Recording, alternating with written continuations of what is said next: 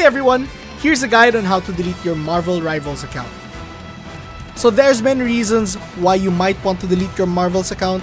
Figured out that you can't change your name for free? Want to reset your online stats?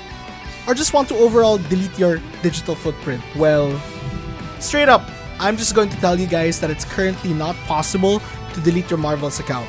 So whether you're checking on the Marvel Rivals login screen or even their website, there's just no option. But there is one absolute way to try, and that's to contact support. So the first way to contact support is to head on to the neteasegames.com, click contact, fill up the details, click send message, and hope for the best.